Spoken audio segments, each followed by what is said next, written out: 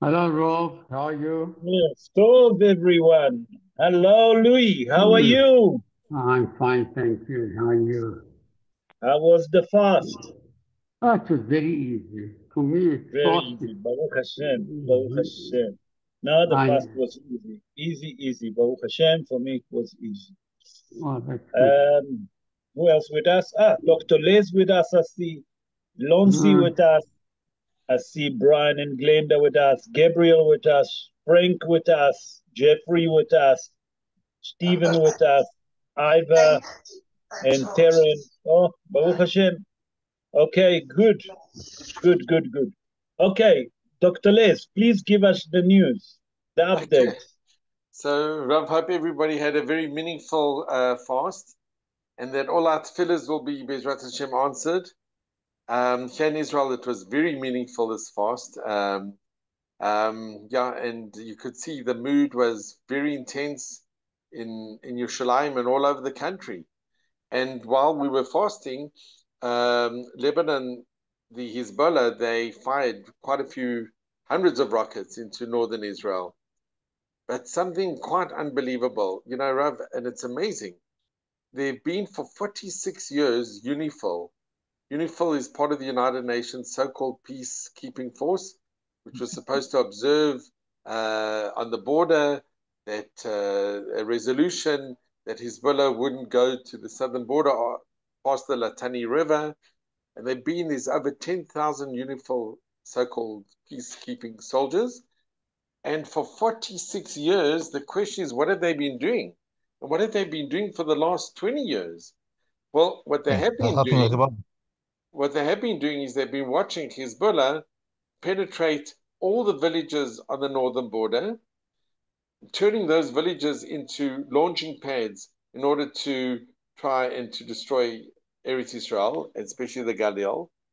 And now the Israeli Defense Force that have gone in, they've found in every single village that they've got tunnels, they've got arms caches, and it's just incredible.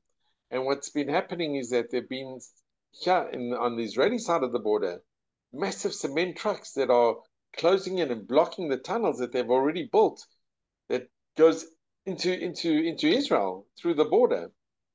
So it's a nice that Lebanon didn't join Hamas on October the 7th because they were all ready for it. So it's Mina Shemaim that they didn't. But the question is, why didn't we do something about it, knowing that they're building all these tunnels? But Baruch Hashem, we are closing those tunnels and we're going through the villages. And Rabbi, I must just tell you, it's not that easy. I had a patient today that's got two of his sons that are in Lebanon. And tomorrow I'm going to work where one of the South African dentists that I work with, his son is in Lebanon. So it's mamish not poshet. It's not easy at all. But I want to leave you all, well, Hashem will help us and Bezrat Hashem, they'll all come back safely. But I want to leave you with the most amazing news.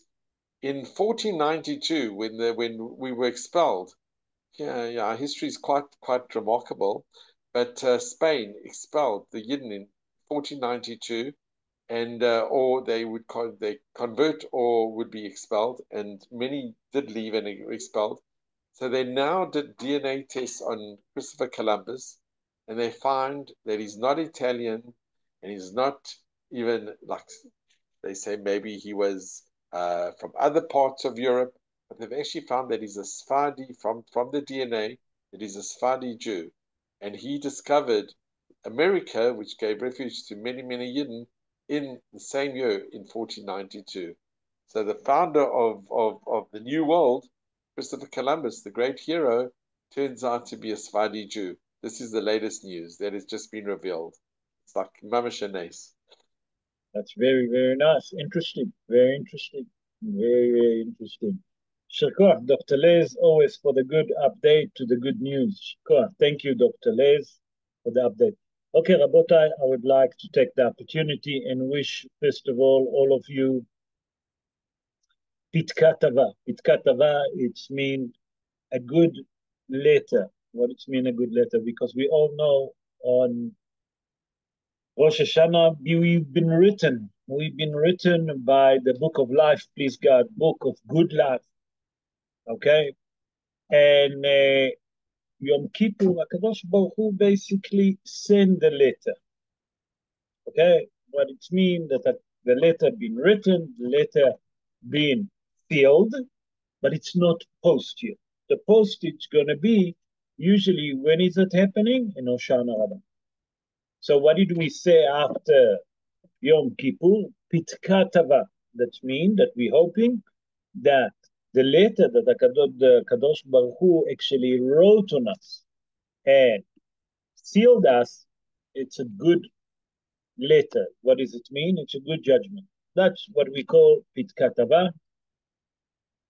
Tonight we're going to speak about Sukkot. We're not going to speak yet about the prophet Samuel because we are in Sukkot. I'm not going to speak about the prophet Samuel. I'm going to speak about Sukkot. I'm going to speak about the Ushpizin. I'm actually going to speak mainly, I explain about the Ushpizin, the power of the Ushpizin. Then I'm going to speak about the power of the Sukkah. And the third part of the shiur, I'm actually going to speak about the first Ushpizin that coming to visit us on the first night. That's Avraham Avinu. And I'm going to bring Gemarot, and we're going to see the merit of Avraham Avinu, Be'ezrat Hashem. So Be'ezrat Hashem, na'aseh v'natzliach, v'Hashem alenu berachamav yarviach. Okay, the power of the Ushpizin and the power of the Sukkah. Many of us, Rabotai, know that the Sukkah that we're sitting is in a merit of the seven cloud of glory. Although there is a machloket in the Gemara, in Masechet Sukkah, is it was in the merit of the seven cloud of glory, or it was in the merit because the children of Israel, when there was in the wilderness, they sat in the Sukkah. That's the machloket. One sage said, no, you know why we're sitting in the Sukkah? Because when Bnei Israel left Egypt, while they was in the wilderness for 40 years, they sat in the Sukkot. They have like a shed.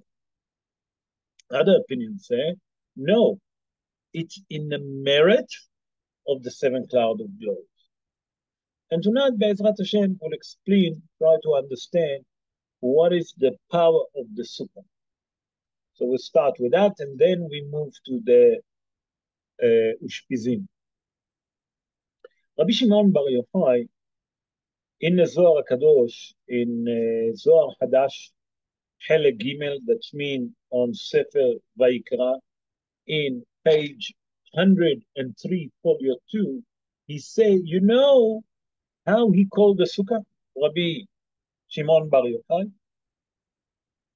He called it in Aramaic, Tzila de Mehemnuta.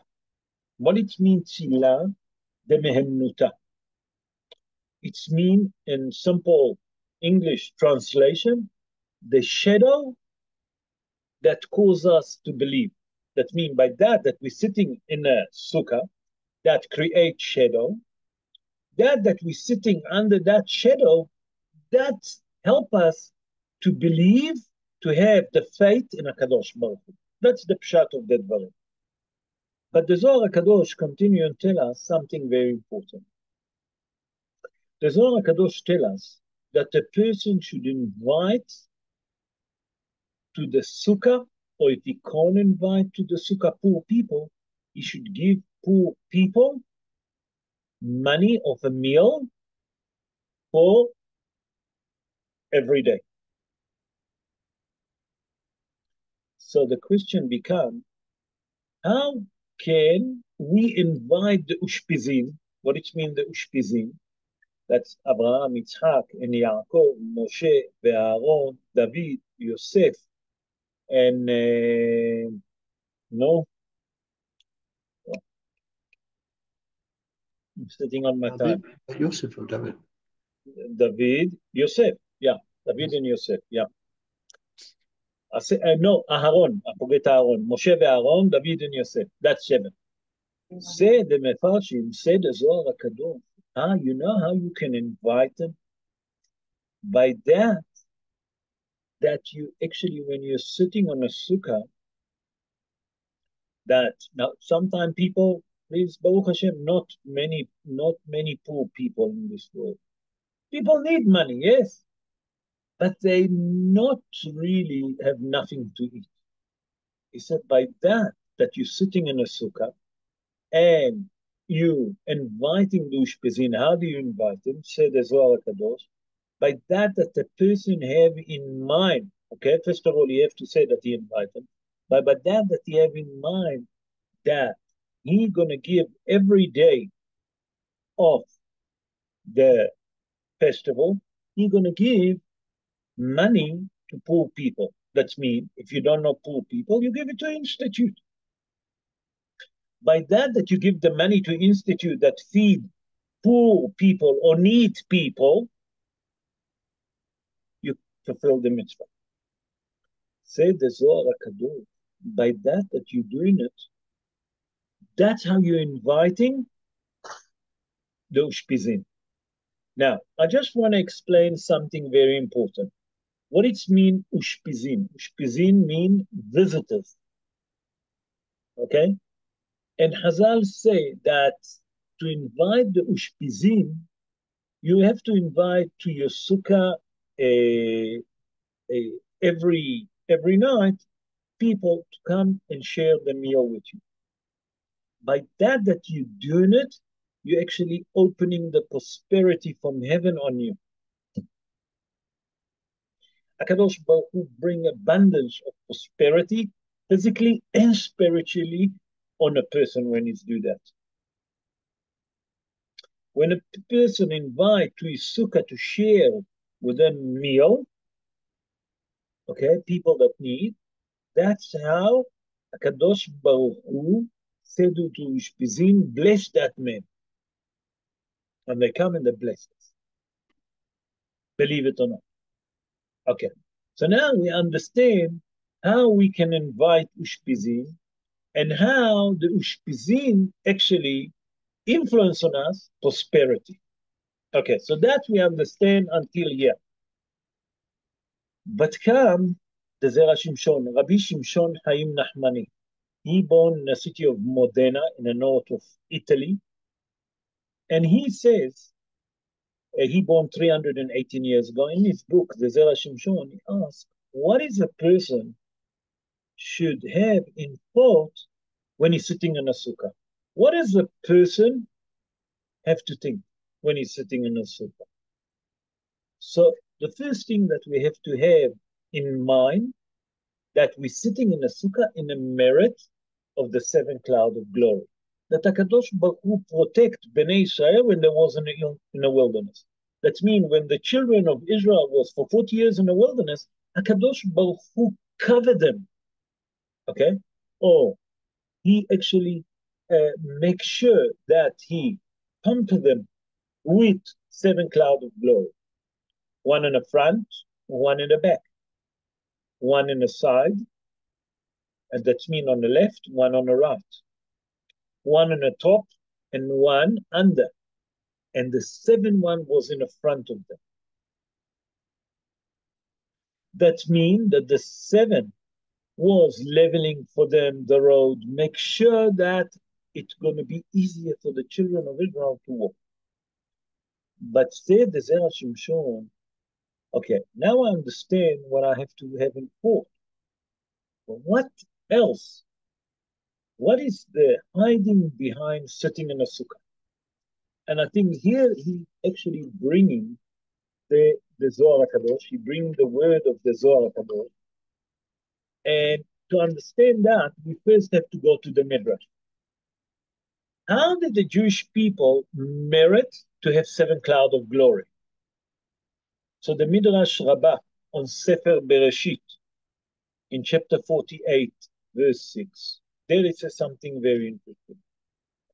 He says that when Abraham Avinu, after he had his birth in the age of 99, HaKadosh Baruch Hu on the third day sent three angels. Abraham Avinu didn't know that those angels, okay, that those people that he sent him, the angel, they look like a human being to Abraham Avinu. When Avraham Avinu saw those people, he invited them to his tent to have a meal.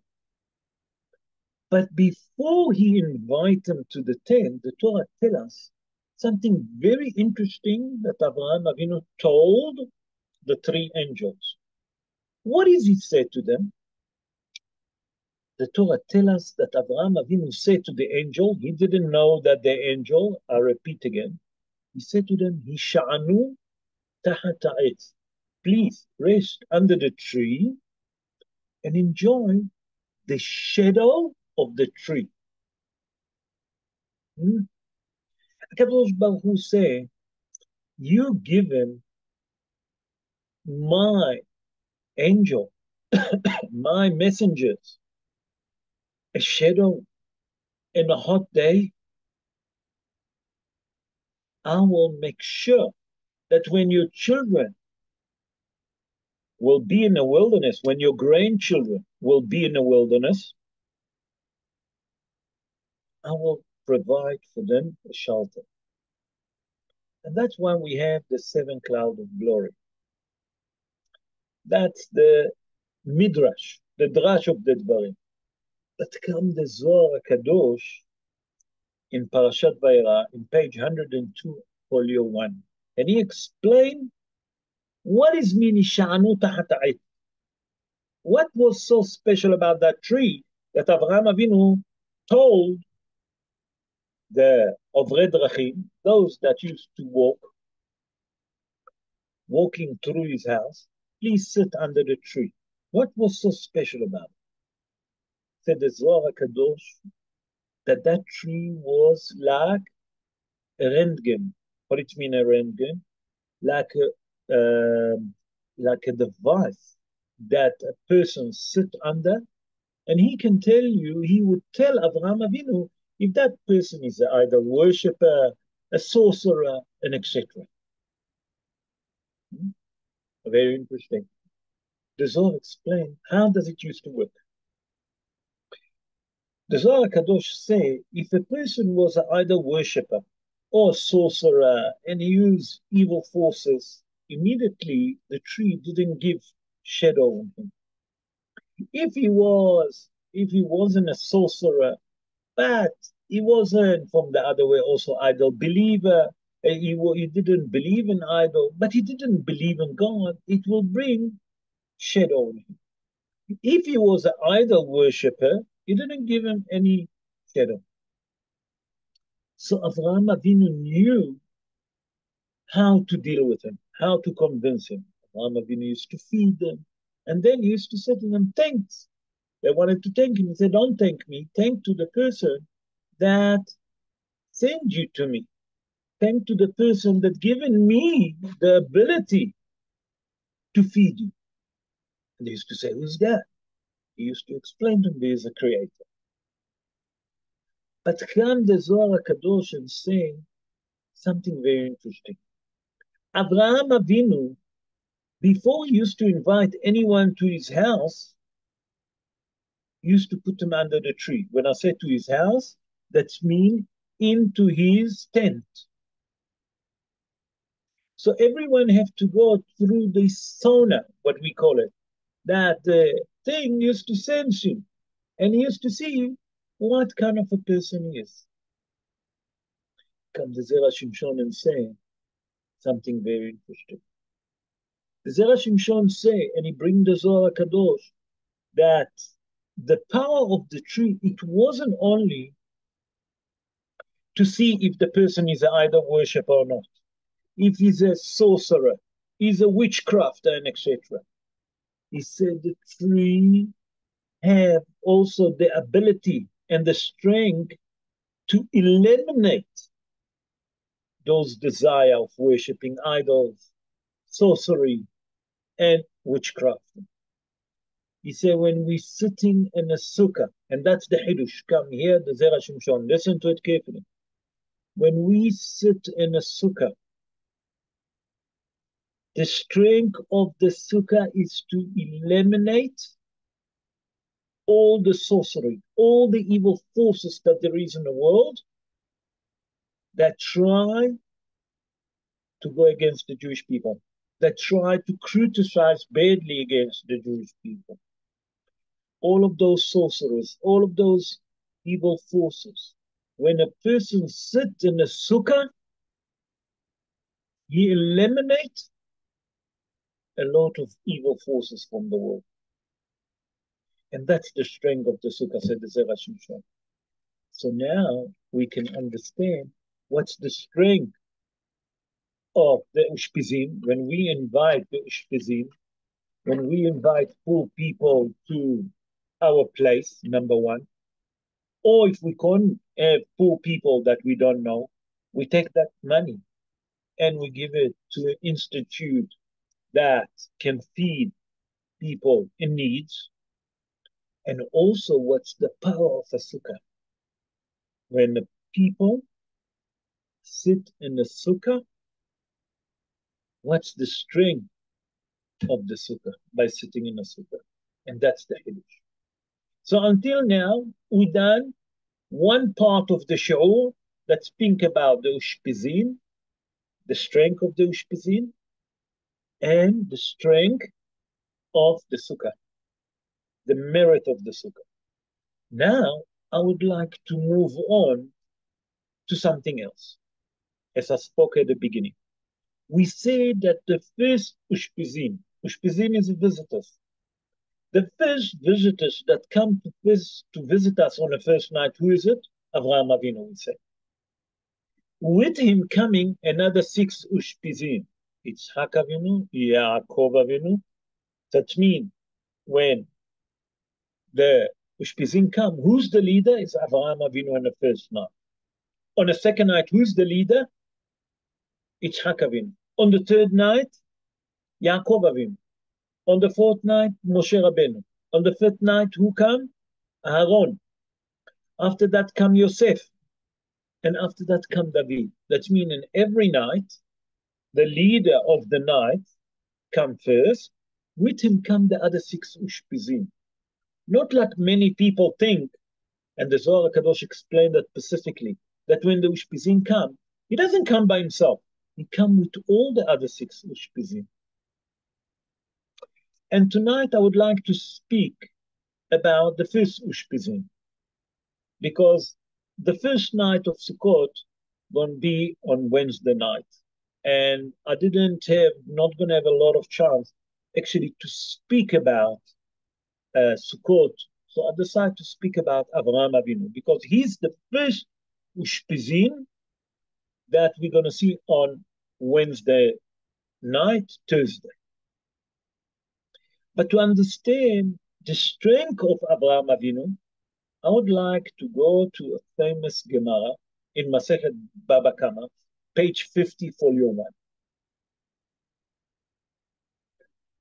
And there we'll see something very interesting in a Gemara that will help us to understand the strength of Avraham Avinu, okay, the merit of Avraham Avinu, what we benefiting, and how that does apply to us. Be'ezrat Hashem, all of that, we're going to try to put.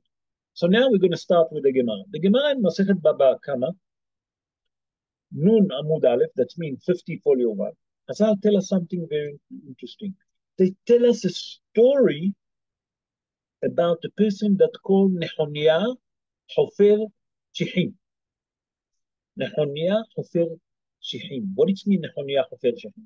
Nehoniah was a man, a tzaddik man, a righteous man, that he used to dig wells that in a summer, that when the winter was, when the rain comes, they're going to get full with water.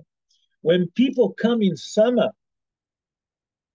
to visit 3 times a year during the Mu'adim, during the 3 regalim, to come to visit Bet HaMikdash, on the journey to Jerusalem, they find wells full of water, and they can drink to help them to fill up the water, because they, in that time, they didn't have running water.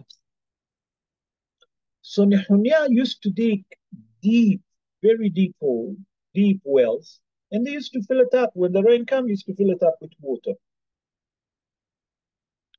The Gemara continued to tell us that one time happened a tragedy to Nehemiah ben Elkanah.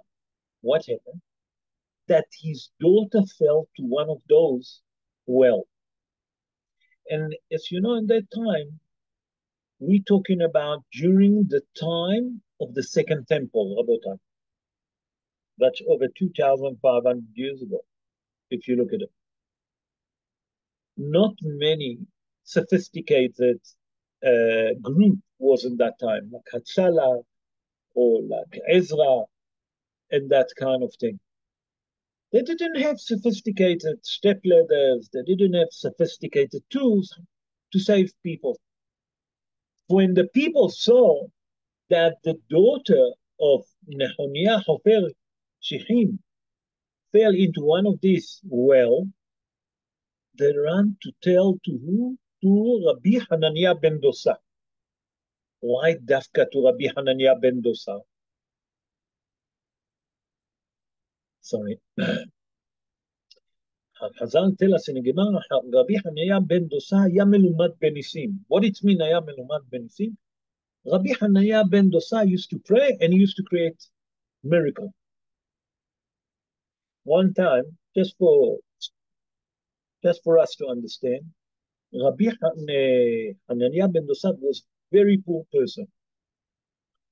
One Friday night, the daughter came to him. She said, listen, the oil that we have at home is finished. We can't light candle for Shabbat. So he said to her, what other liquid we have? He said to him, vinegar. She said, put vinegar, put the twig, and they will light. She said to him, Dad, it's vinegar. He said to whoever told the oil to lit, will tell the vinegar to lit. מי שאמר לשמן ידלוק, יאמר לחומץ וידלוק. I'm just saying it, what the Gemara said. What's the Hidush here? That Rabbi Hananiah ben Dosa had so much faith in HaKadosh Baruch Hu that when he used to daven, he used to create miracle. When the people hear that the daughter of Nehemiah, Hofer Shechim, fell into the well, immediately they ran to Rabbi Hananiah ben Dosa. And they asked him, listen, the daughter of Nehemiah fell into the well. Please daven for her, that she will come alive. Rabbi Hananiah ben Dosa said, I will. And he started davening. After an hour, he asked the people, no, any news? They said, no, still, we didn't hear nothing.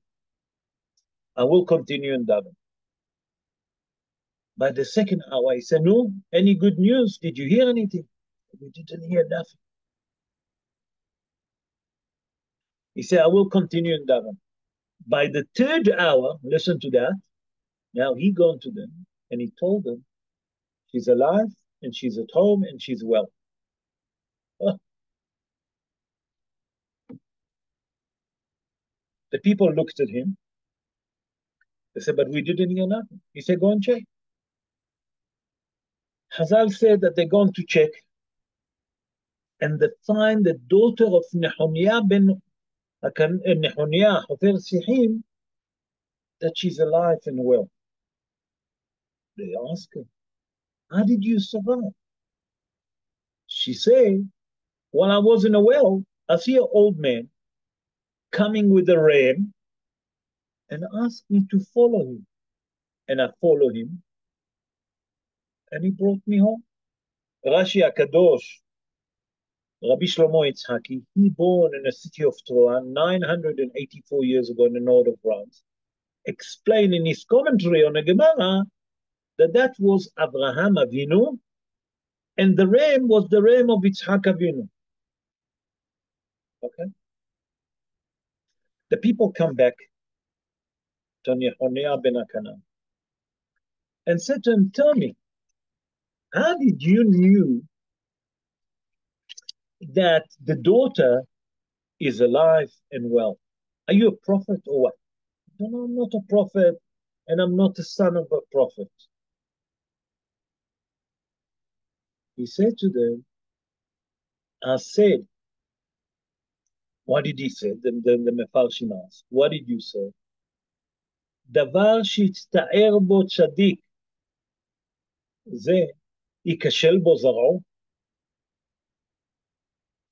He said to them, you know what I said to myself? I said to myself, how can it be that this righteous man, Nehoniah, Hofer Shechim, Nehoniah, the dig well, he done a mitzvah. And in a mitzvah that he creates, his descendants going to die, his children can't happen.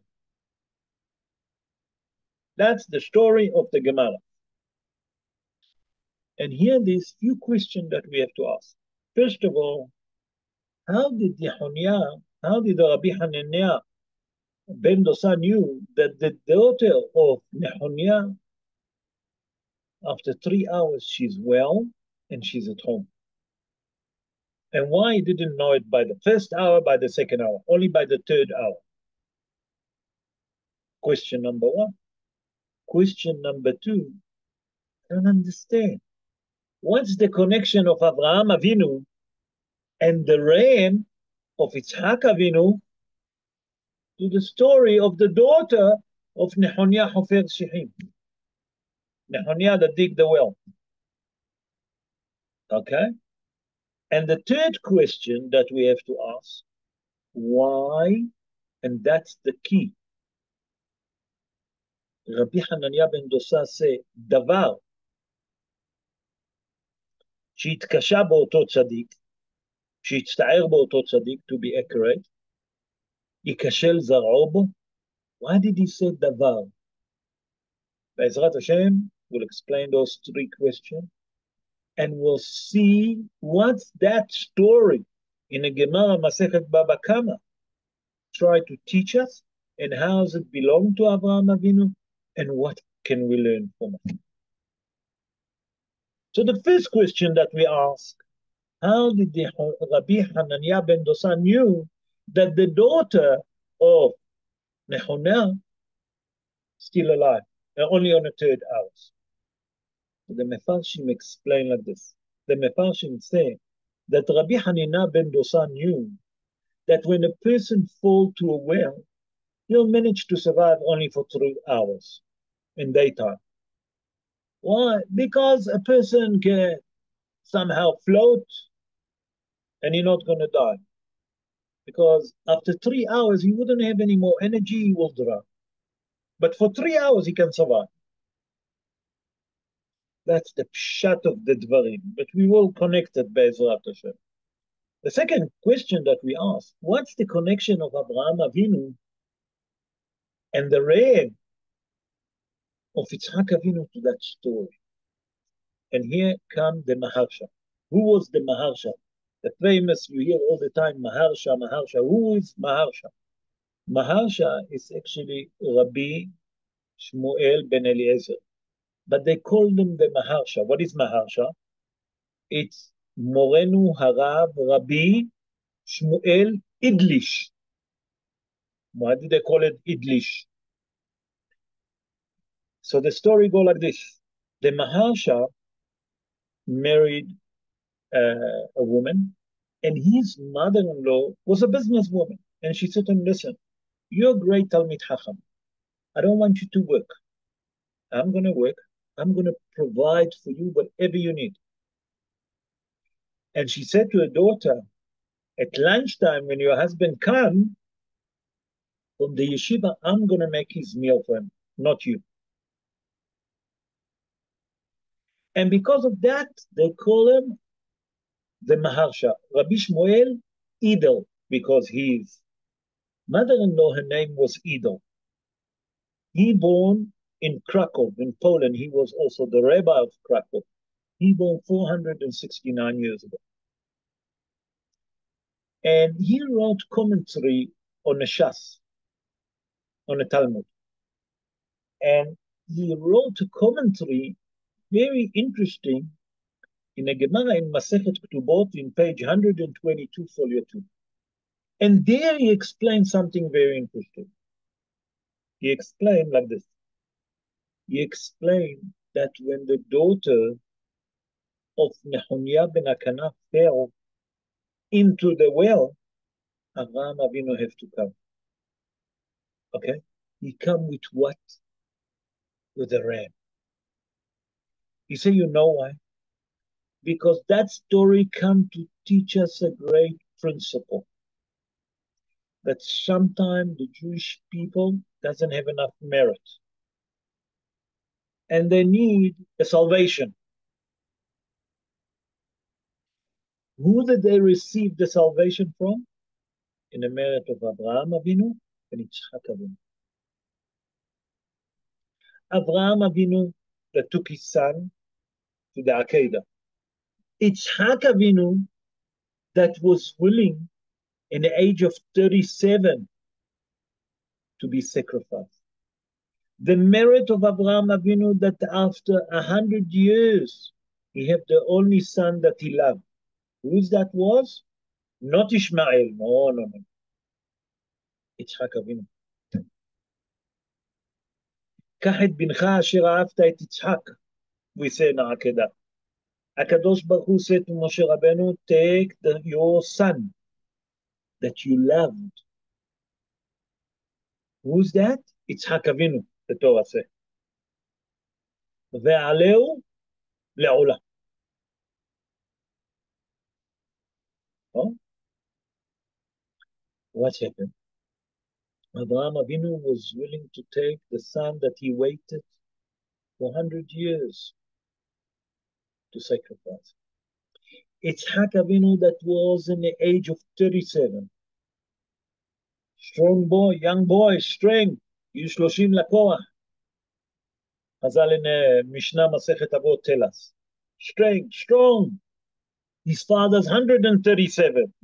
He can easily say to him, Dad, you can't do that. I'm not going to allow you. He didn't argue. Yitzhak Avinu was willing to sacrifice himself for the sake of the Almighty. And he go to the Akedah. Said the Maharsha, in the merit of Yitzhak Avinu, in the merit of Abraham Avinu and Yitzhak Avinu, in the merit of both of them, happens sometimes that when the Jewish people doesn't have enough zchuyot, doesn't have enough merit. If we mention the Akedah, that merit going to be a salvation for us. Said the Maharsha, that's what Rabbi Hanana ben Dosa said. That here what's happened in the story, that the Gemara tell us that suddenly she saw an old man, that's Avraham Avinu. The ram is the ram that Avraham Avinu saw that stuck, okay, with his horn, and he took him when the angel told Avraham Avinu not to share Yitzhak Avinu. He said, when we mentioning, when we need salvation, that merit of Yitzhak and Abraham Avinu immediately stand for the Jewish people for salvation. And Rabotai, that's what the Hazal constitute for us. Every morning, and it's very, very important, and I mention it a number of times. I mention it, I don't know how many times in Masha'o, that in the morning, that you must say the Korbanot. One of the Korbanot is Korban Akedah. The story of the Akedah of Yitzhak Avinu. Said the Mefarshim, when a person said the Akedah, read the Akedah, that day, there is a salvation on him from HaKadosh Baruch Hu. HaKadosh Baruch Hu, remember the merit of Abraham Avinu and Yitzhak Avinu, and that salvation stands for him. And Rabbota, I would like to connect it to Rosh Hashanah. On the first day of Rosh Hashanah, what did we read? The story of the Akedah.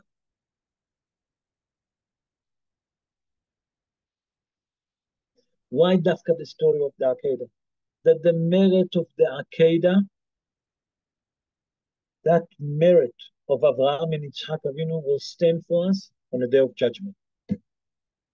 that we're reminding HaKadosh Baruch Hu, our forefathers, their merit. And if we need salvation, we're relying on that salvation. That's why we read it on the first day of Rosh Hashanah. So now we can understand what's the connection of Abraham Avinu and the rain to that story. Wait, we're not finished. We're going to connect it now to Succot. Now we're going to explain why did Rabbi Hanina ben Dosa say, Amarti, Davar. Ase, Davar. What it means, Davar? Davar is Milshon Dibur. Dibur is a say. I saw a beautiful commentary that brought by Rabbi Bezalel Ashkenazi. Who was Rabbi Bezalel Ashkenazi? Rabbi Bezalel Ashkenazi, born 504 years ago, I think in Jerusalem, if I'm not mistaken.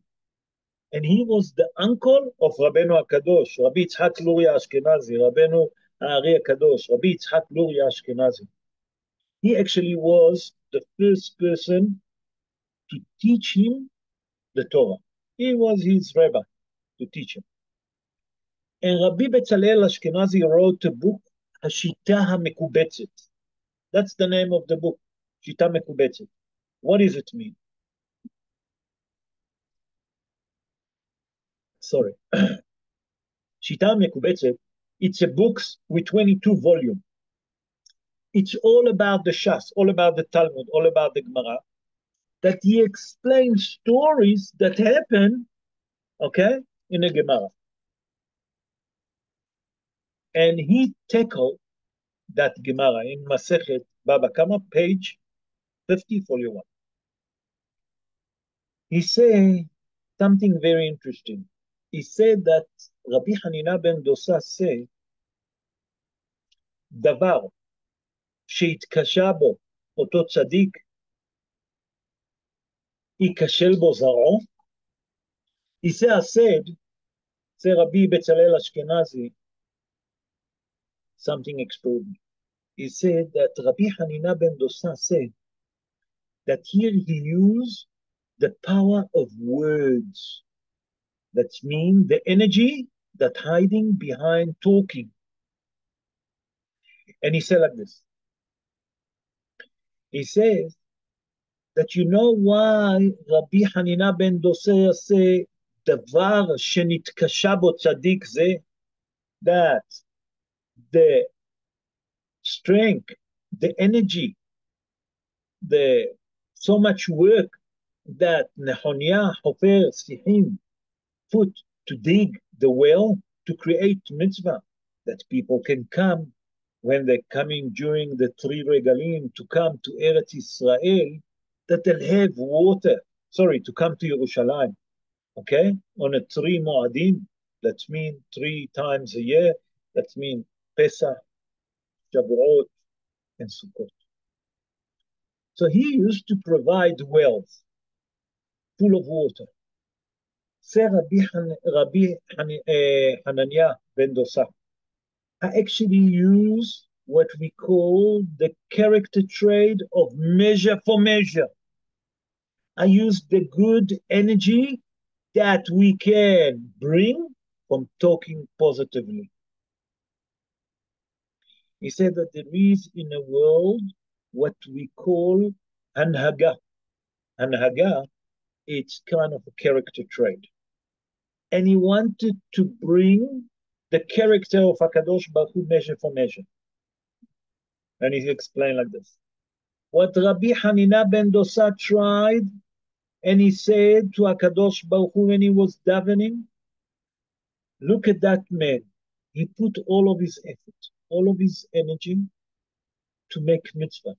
That people, when they come to visit you 3 times a year, to come to Bet HaMikdash, to show their offering, to show their thanks, to show the gratitude for all what you've given them, he provided them with water.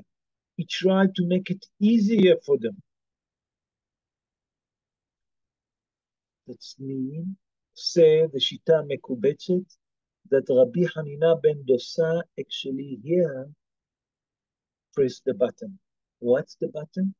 Use good energy. Why? By talking positively.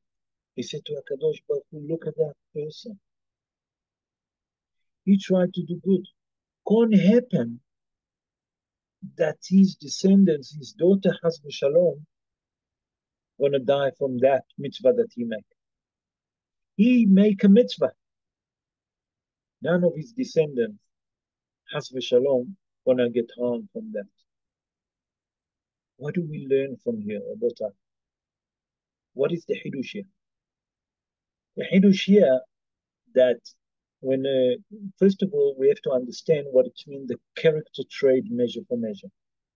When a person do good, HaKadosh Baruch Hu will bring on him good.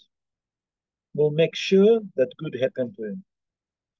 Chas v'Shalom, if a person is a wicked person, HaKadosh Baruch Hu will make sure that you done bad, you'll get bad. Measure for measure. It's how you behave.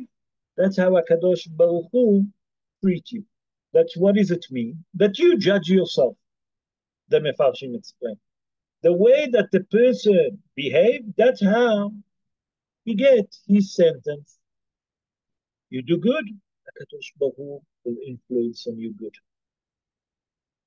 Will bring on you, okay, and provide for you prosperity and salvation.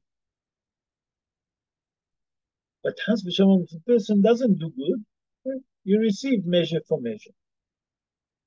That's the one idea. Say Rabbi Betzalel Ashkenazi and Neshita Mekubetz. But Rabbi Hanina ben Dosa also pressed the button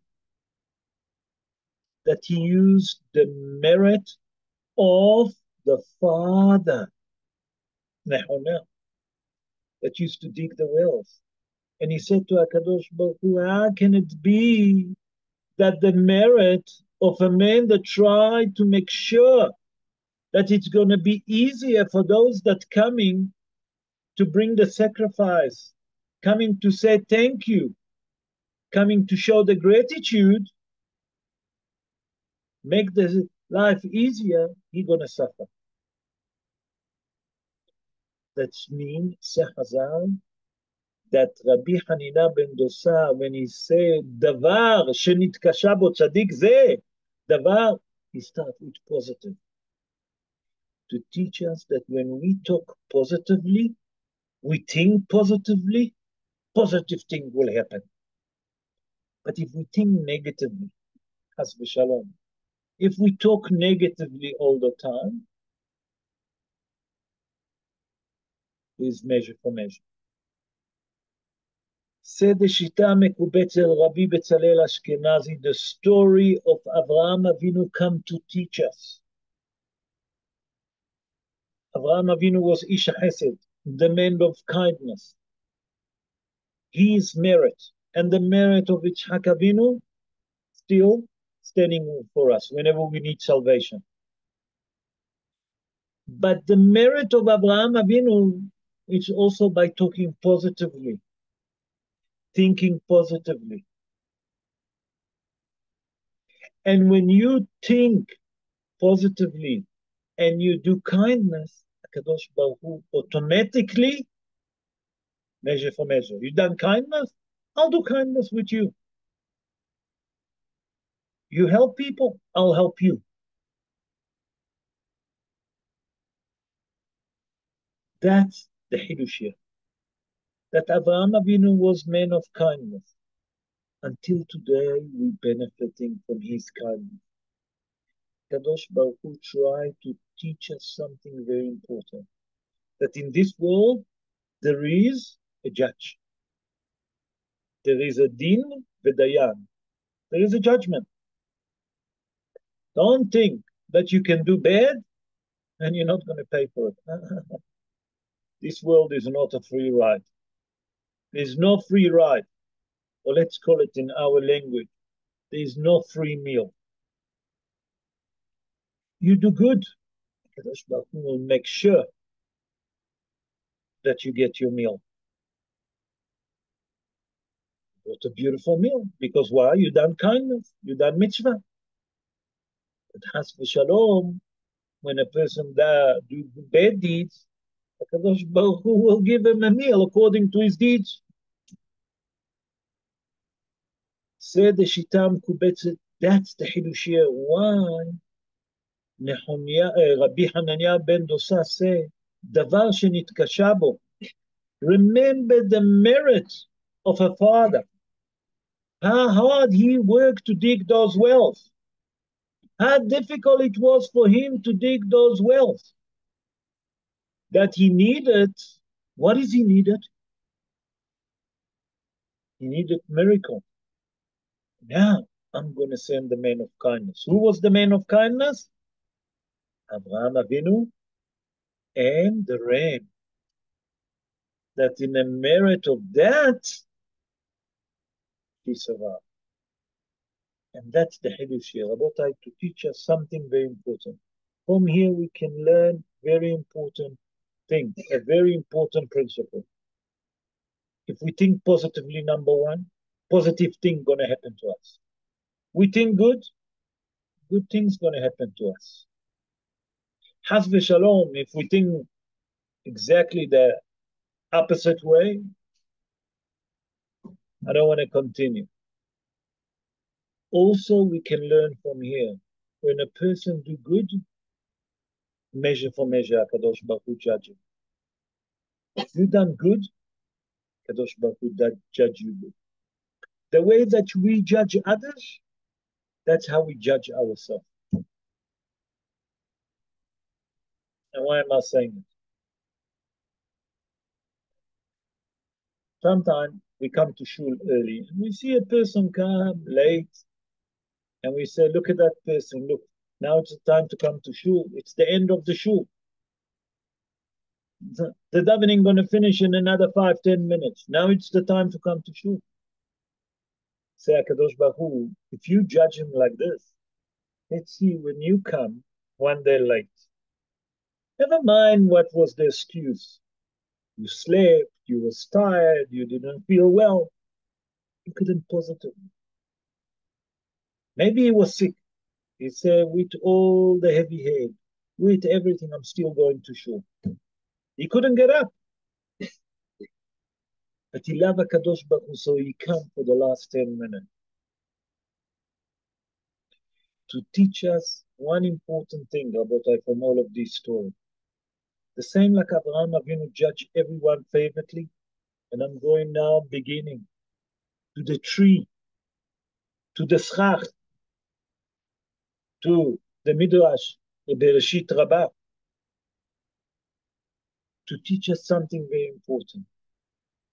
When we do a mitzvah, when we do something small, we don't know where it's going to lead. Abraham Avinu said to the angel, he didn't think that the angel. The Midrash say, Hashvam li Ishmaelim, Rashi HaKadosh say. He was thinking that they're like our cousin. And he still bring them into his house to feed them. I'm not saying that that's what we must do. We're not in that level to bring our cousin to our house. That's the still distance. We're not in this time of. But to do kindness with another Jew, to help another Jew, no. So you help someone. One day you're gonna need it. One day you're gonna come late to shul. And if you judge that favorably, Kadosh Baruch Hu will judge you favorably. That means the way that we judge others, that's how we judge ourselves. Said the Mekubalim. The way that we help others, that's the help that we're going to get from Shammai. And that teach us who? The Shita Mekubetzet. How? That Rabbi Hanania ben Dosa revealed to us that there is in the world what we call measure for measure. The way that we behave, that's how HaKadosh Baruch Hu influences. the way that we do good things to others, that's how HaKadosh Baruch Hu influences us. But Has v'shalom, if we do the opposite, we mustn't cry. Why? So, Rabotai, I would like to end up with a message that Be'ezrat Hashem, that we'll adopt the character trait to help everyone. That HaKadosh Baruch Hu will do chesed with us. We'll adopt the character trait to speak good, to create a positive talking, a positive energy, and that will influence also positively. And the most important thing, Rabotai, and that's what we have to understand, our action is very important, to judge everyone favorably. Even if it doesn't look to us, that's our responsibility. And if with that we go to Chag Sukkot, that Be'ezrat Hashem going to happen on Wednesday nights if Mashiach doesn't come. If we start with positive thinking one on each other, if we help one each other, and we will respect each other, then HaKadosh Baruch Hu will see this character trait and he will treat us measure for measure. And Be'ezrat Hashem, then he will send us the Mashiach, and he's going to bring us close to him. How does he going to bring us close to him? By that he's going to build Bet HaMikdash. And if he send Mashiach, that means that the Mashiach is the beginning of the third temple, Bet HaMikdash HaShlishi, that we're waiting for so long. So Be'ezrat Hashem, that this Sukkot, we should see miracle. That HaKadosh Baruch Hu, Be'ezrat Hashem, please God, will show us great miracle. Send Mashiach Tzidkenu speedily in our day, in peace, in harmony. And we see the third Bet HaMikdash built in our time. Amen ken yeh ratzon. Those of you now that want to ask Christian, Bechavod, please unmute the microphone and I try to answer. Bechavod. Hello, it's Anthony. How are you? Erev Tov, Antonio. Why is it that some groups don't decorate the sukkah and some do decorate the sukkah? You know, some people don't decorate the sukkah. Okay, so the minhag not to decorate the sukkah is the minhag of Hasidut Chabad. Hasidut Chabad say not to decorate the sukkah. But the rest, all the other minhagim that there is among the Jews, amongst the different kehilot, okay, the different congregation, if it's Faradim, Ashkenazim, Litvak, and etc., they all decorate the sukkah. I would like to start why we decorate the sukkah. Hazal tell us, Ze Eli and Vehu. Hazal in the Gemara say that we have a mitzvah from the Torah to honor Kadosh Baruch Hu with beautiful things. Okay, a person buy a tefillin should buy a beautiful and the most tefillin ksherot. That means that the sofer item, the most expensive. Kabdeu betzitzit na'a, you have a tzitzit, a decent tzitzit. Okay, tefillin na'im. That means that when we build a sukkah, we have to honor Kadosh Baruch Hu, because we have to remember that the Shekhinah is there. That means that inside the sukkah, who's there? The Almighty, the Shekhinah. The Holy Spirit is there inside the sukkah. And if that's in the sukkah, okay, if that's in the sukkah, that the Shekhinah Kdosha in the sukkah, yeah, that's why we decorate. To show our respect to HaKadosh Baruch Hu. You follow? Anthony. yeah. Chabad have a different opinion. Chabad say the sukkah is so holy that we don't have to decorate it. Because the sukkah is so holy, it doesn't need decoration. You understand what I'm saying? Yeah, I see now. I knew. So it's a I understand. different opinion. One say that we have to honor Kadosh Baruch Hu. Ze Eli ve'anvuhu. Elohei aviv ve'aromemeu. What does it mean? How do I honor Kadosh Baruch Hu? But that when I do a mitzvah, I should do it with the most beautiful way, with the most beautiful thing. You follow? That if I buy a Yes. tzitzit, I must buy a beautiful tzitzit. I buy arbaat minim, I must buy the best, according to what I can afford. בסדר? And etc. Yeah. Okay. Any other Thanks very question? much. Pleasure. Any other question? בכבוד. Who else want to ask question? Robert, good evening. Good evening, everybody. Oh, Erev Tov. Everyone, How are you, Jeffrey? Baruch Hashem, Baruch Hashem. Uh, hopefully, I'm cleansed out. Like all of us, we are. Rav, I have something that's always played on my mind a lot. You brought it up again tonight.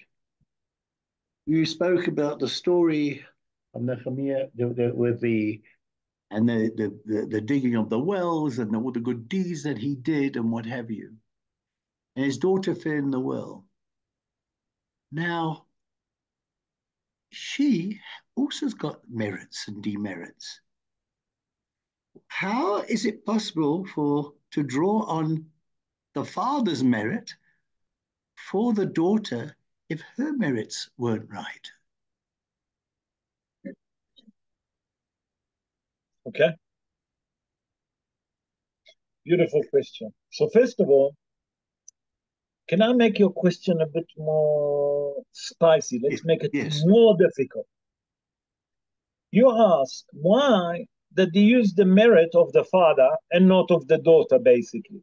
And if the father is a man that doing kindness, automatically the children benefit from it. Nachon? Sure. Yes. So to answer that, we have to go to Job. Job was a man that it's a book that's been written by Moshe Rabbeinu. Yeah. Eov. We call it Job. It's That a is painful name. book. Yeah. The book of Eov. Eov said to Akadosh Baruch Hu, Akadosh Baruch Hu, everyone told me that I'm a righteous man. I know myself if I'm righteous or not. Everyone asks why I'm suffering so much. I know that I'm a righteous man. Me, myself, I can tell you if I'm a righteous man or not. I know that I'm a righteous. Why I'm suffering so much? Say, Eov, to HaKadosh Baruch Hu. HaKadosh Baruch Hu answering, where you was, Beyosdi Aretz, where you was when I created the world, what does it mean? Did you know who you was in your previous life?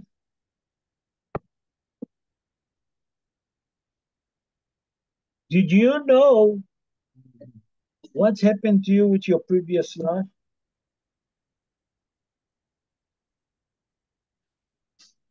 So here, this daughter,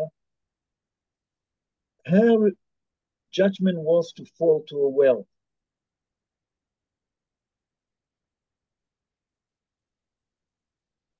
Why? It's a different reason. That's Heshbonot Shamayim. But do we know what's happened in a previous life of this daughter? Maybe her merit, she was too young to have enough merit, that the merit of the parents they received. You follow? Now I'm going to take your question and I'm going to develop it. You remember Yosef HaTzadik being thrown to the pit by his brothers. Nahon? Yeah. Jeffrey? Yes. What? Yosef HaTzadik wasn't a righteous man. HaTzadik, Yosef HaTzadik. You know who else been thrown to a pit and he was a righteous man? Ben Ish Chai, Rabbi Yosef Chaim. Rabbi Yosef Chaim. He also been thrown, he fell to a pit. Sorry, he fell to a well. The same like the brother threw him. Hazal say that you have to understand that in this world, there is what we call reincarnation. People get reincarnate. Spark of the neshama of the previous neshama come in another body to rectify what we done in a previous life that we didn't manage to rectify.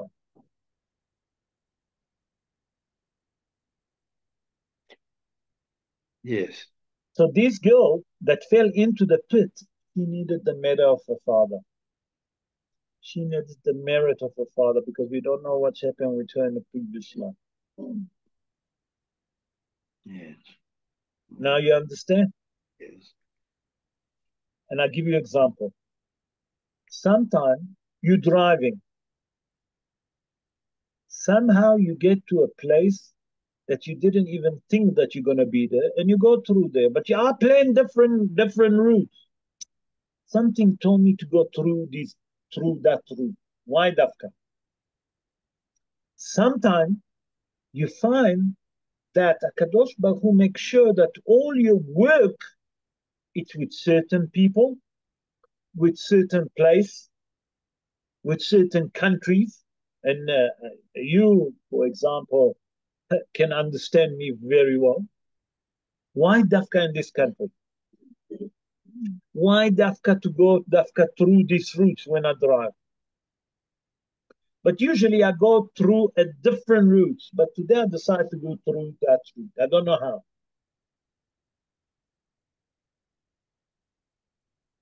The Mekubalim explain it very simply. That when Adam Arishon sinned, he left sparks all over the world. When we sin, we leave sparks all over the world that we need to rectify them. So maybe from previous life, I need to do certain tikkun, certain rectifying in certain places. That's why I'm busy here. That's why I'm busy with this country. That's why I need to drive through that route so I can daven, so I can say a brocha, to pick up those sparks that are left in this place, to collect them. Mm-hmm. You follow? Yeah. Rob, I think I've got a question now. This leads to the real question. Bechavot, Ken, if I can Rob, answer. we have the concept and which you've explained tonight, measure for measure. How you measure for measure. But two things happen. Measure for measure what you do now, measure what happened in a life before. We know once a year we are a new person. We pray for forgiveness and have tshuva. We pray we are a new person. So how is that measure going to work with a new person? Well, it's a very good question. What you're saying, if I'm a new person, yeah, why are you looking at my past? Even the previous life. Yeah. No matter what, say the Rambam, that when the Mashiach come, Ola ki minhago noheg. The Rambam say, when the Mashiach come, the world will continue the same like it is now. What does it mean, Olam ki minhago noheg? Say the Rambam, why those people that steal, those people that murder, those people that raped, and etc., they deserve a punishment. You cannot punish them. when a person done avera, HaKadosh Baruch Hu forgive him, but he's a mark. We need to rectify that mark. How do you rectify that mark? For example, a person make a little boy make his clothes dirty. What do we do with them? We put them into the wash and we wash them. Then the washing come clean. The same with us. When we done avera, maybe HaKadosh Baruch Hu forgive us, but we still have to clean that dirt. So maybe when I was in a place that called X, I eaten once without a brocha. HaKadosh Baruch Hu will make sure that I'll come there, no matter how, and I will say the brocha there. You understand what I'm saying? Jeffrey, you understand me? Yeah. I hear Maybe you. in previous life, I never davened in this place. I lived there, but I never davened there. HaKadosh Baruch Hu will bring me there to daven there, to clean that, to rectify what I done wrong in previous life. Now, that today I'm a new man, but I still have to clean my washing. Now that now I change my clothes, I'm wearing clean clothes, but I need to clean also my dirty wash. You understand me? Yes, yes, yes. But aren't So we on this, Yom but Kippur? Aren't but we that there is, regretting it, what we did, and I regretting it, and we regret what I pay, and we're done. getting, and so that it could be wiped out and anew? I'm a new man. I'm a new man. There's no question about it. But I still have The to stain. do a tshuva for what I didn't make properly in a previous life. That's mean to rectify and to cleanse what I didn't done properly in previous life. You understand what I'm saying? It's hard to make tshuva something you don't understand. Oh, that's the question. And that's what we say in Yom Kippurim, על חטאים שאנחנו יודעים עליהם, בין שידועים לנו, בין שאינם ידועים לנו. That we asking HaKadosh Baruch Hu that he, number one, going to do atonement, okay, and he's going to forgive us for those sins that we know, those that we doesn't know. And that's what I said to you if you listen carefully. Sometimes we're arriving to a place and we're driving usually through different routes, but we don't understand why we took this route. Why did I drive through this route? I don't understand. בין שידועים לנו, בין שאינם ידועים לנו. Even if I know or I doesn't.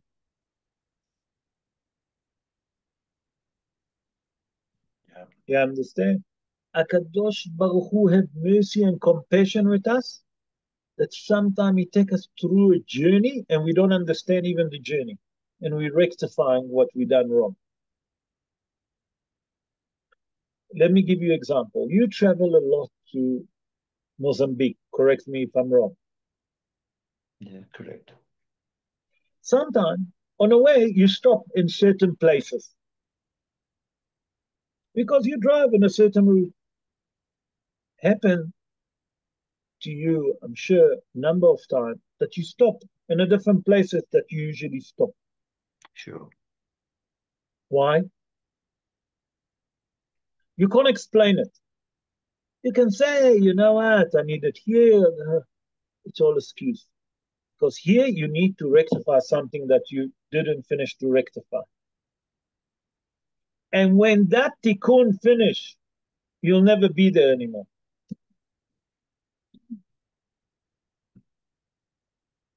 Yeah. You understand what I'm saying? Yes. So It's a bit there. It's a bit heavy.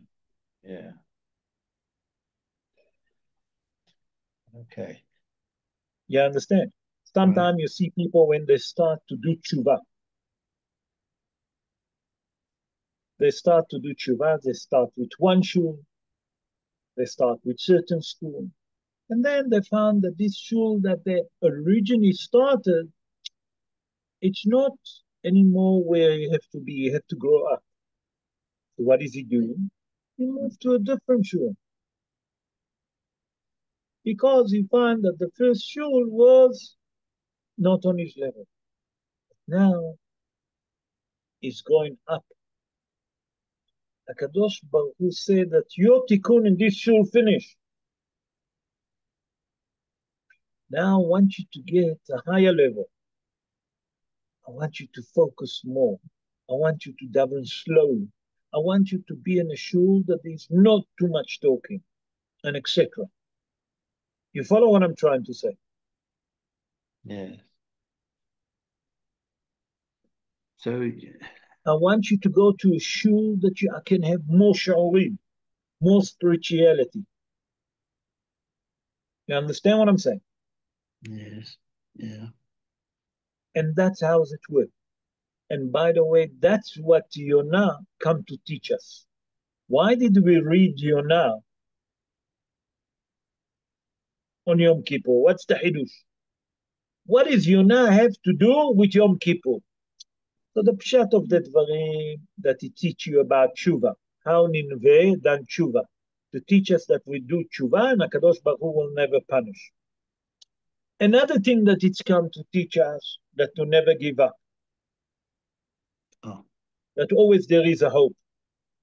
Even that HaKadosh Baruch Hu said that he's going to eliminate Nineveh, they done tshuva, HaKadosh Baruch Hu forgive them. But it's come to teach you another thing, that Nineveh done tshuva, and they done it with extreme way. 40 days later, after they done tshuva, it's been destroyed according to Yalkut Shimoni, the Midrash, Yalkut Shimoni, Rabbi Shimon Ashkenazi. He born in Frankfurt. He said, from here you learn that in life we have to go step by step. A baby, before he walked, he learned to crawl. Not right. After he learned to crawl, he learned to walk. After that, he starts running. In life, we have to go step by step. That if you do tshuva extremely, inevitably you're going to fall down. Too much. You want to go in Yiddishkeit. You want to grow in Yiddishkeit. All the HaKadosh Baruch Hu wants from us to take something small on us in Yom Kippur. Let me take on myself one small thing. If I daven without a kavana, let me daven with a kavana. I'm talking to myself, you all tzaddikim.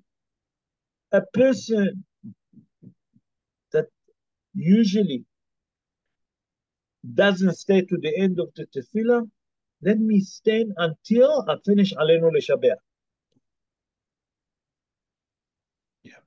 Yeah. Take something small on yourself. HaKadosh Baruch Hu doesn't want you to do tshuva extremely. When you do things extremely, inevitably it's collapsing. A person that want to become Hozer b'tshuva, step by step. HaKadosh Baruch Hu know that we human beings.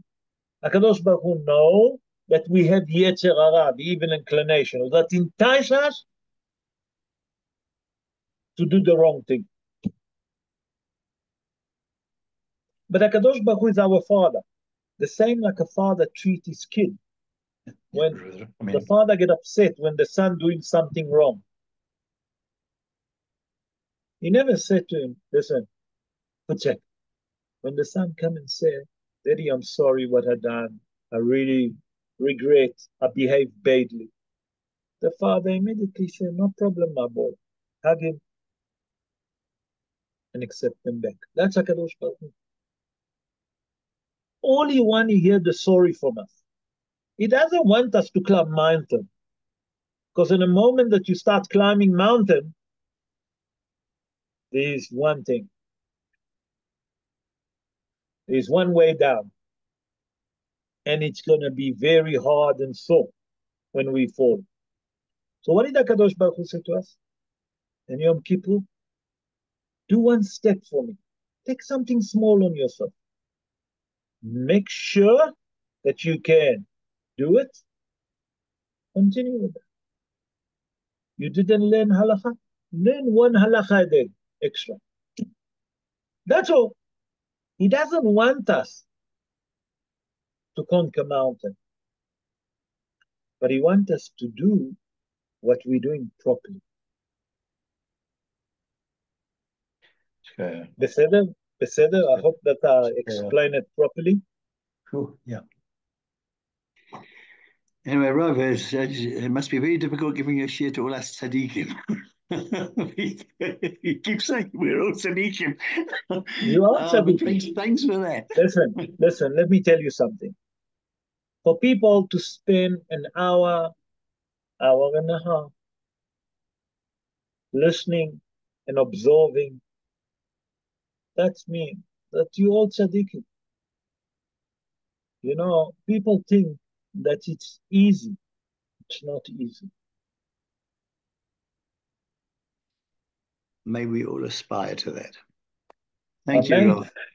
Man, I hope that you enjoy it. Any other question, Rabotai? Any other question? Someone want to ask any more question? Rabod? No more question. Rabotai, I would like to take the opportunity because we're not going to see each other until next Sunday again. Because this Thursday going to be Sukkot, the festival of Sukkot, Be'ezrat Hashem, that will see miracle in Sukkot. Amen. And HaKadosh Baruch Hu will have his compassion and mercy on all the Jewish people in Eretz Israel, in the diaspora, you know, and will protect us and guard the people on Eretz Israel, and will show miracle. And so, Be'ezrat Hashem, we will meet again next Sunday, that it's going to be Hol HaMoed, and we'll do again another shi'ur, maybe by then, awards the Shmini Atzeret and Hoshana Rabbah Be'ezrat Hashem, that because by then it's going to be awards, Nachon, that's going to be Hol HaMoed Sukkot, but we'll speak about Hoshana Rabbah and Simchat Torah, Be'ezrat Hashem. In the meantime, I would like to wish all of you, first of all, Shavua Tov, a good week, okay? A week full of prosperity, full and abundant of spirituality to all of us. And the most important thing, that we should have Chag Sameach, a beautiful festival, a festival full of happiness, Be'ezrat Hashem. To wish you all, first of all, Chag Sukkot Sameach, that's the most important thing. And second of all, I would like to thank each one of you individually for joining the shi'ur, and to wish you all a beautiful week ahead. Thank you very much. Have a good night, everyone. Thank you for joining us. Thank you.